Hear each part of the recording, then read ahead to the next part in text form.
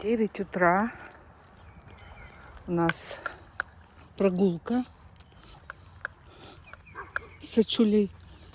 3 дня ее не выгуливала.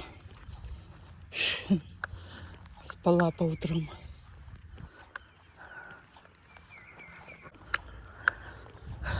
Март месяц. Надеюсь, у нас холода закончились.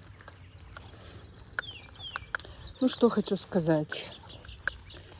У меня состояние нормальное.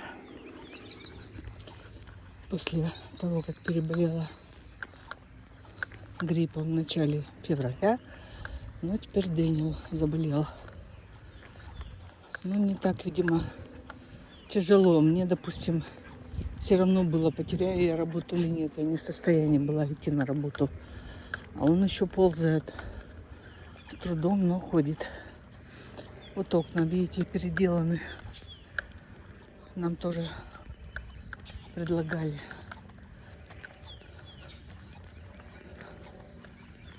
Красиво.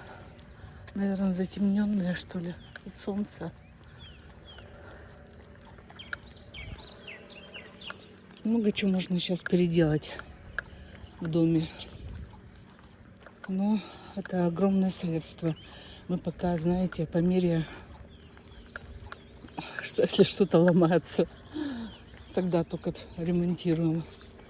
Возможности полностью все переделывать. Можно и кухню, и душ, и ванную.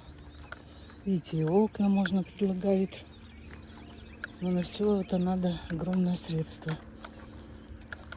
Наши зарплаты это невозможно. Так, вот дедушка тут один живет. У него бабушка была, подстриг опять деревья, пальмы, молодец. Сидел тут я, гуляла в Сочи в прошлый раз, подстригал. А бабушка уехала обратно в Германию, рассказывала он как-то мне. Сачуля, конечно, очень соскучилась по прогулке. Да. Просто избалованная же.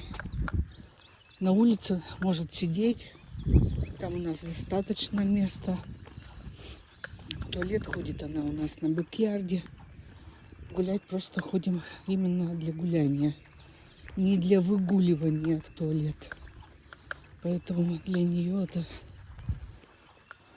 сегодня такая радость, что мама проснулась. Сегодня выходной у меня. Думала, поеду в магазин. А сейчас, знаете, уже проснулась и не хочу уже ни в какой магазин. Хочу вот это.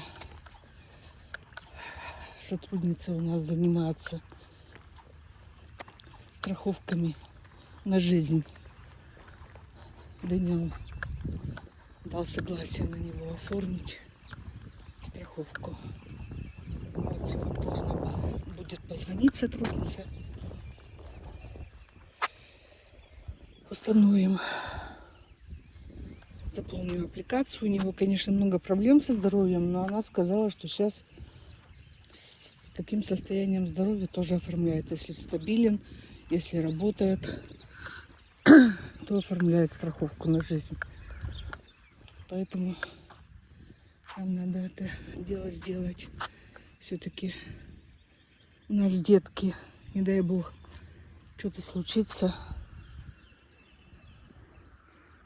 Надо же докармливать их. Ой, сегодня, знаете, что утром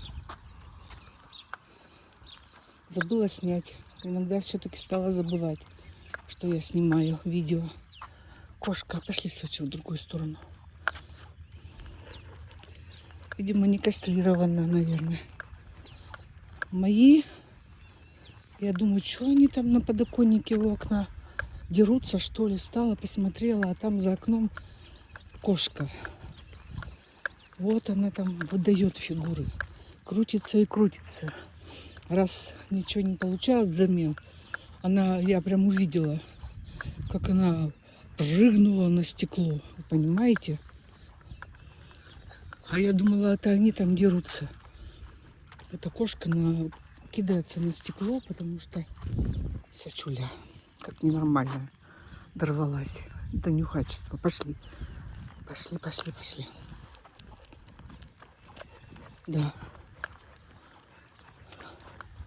Первый раз, кстати, я увидела около нас беспризорных кошек. Не видела. Никто, видимо, не прикармливает. Я не прикармливала, потому что не видела никогда. А тут появилась мартовская. Думаю, что кошечка. И на стекло, представляете?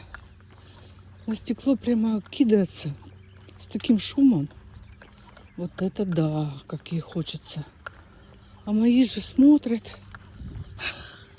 Стерилизованная. Думаю, что она делает? Как ненормально прыгает на стекло. Ох, Сочи. Умора. И только.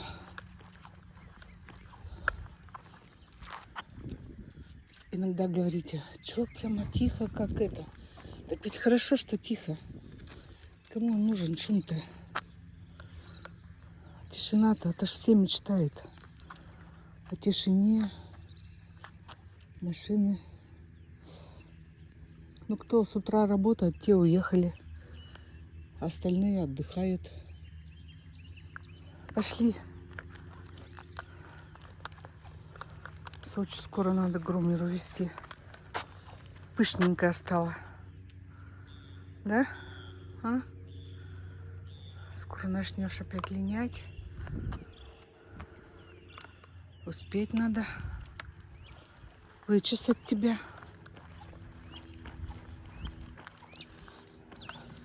Вот птички поют.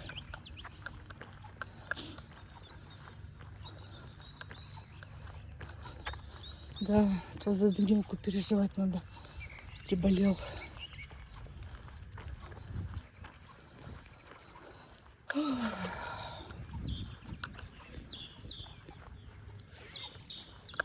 Новости вы все знаете.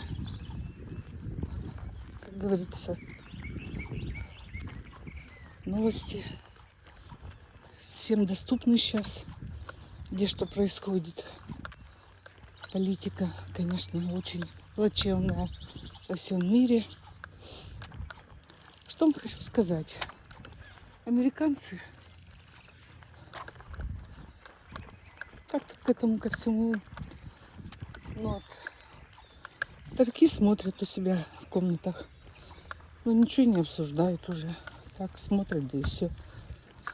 Они уверены в своей стране, почему-то так, что ничего не произойдет, никто не обидит их.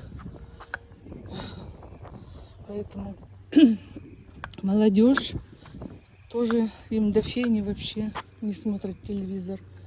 Никто вообще про это не говорит ничего. Как будто бы ничего и не происходит. Вот так.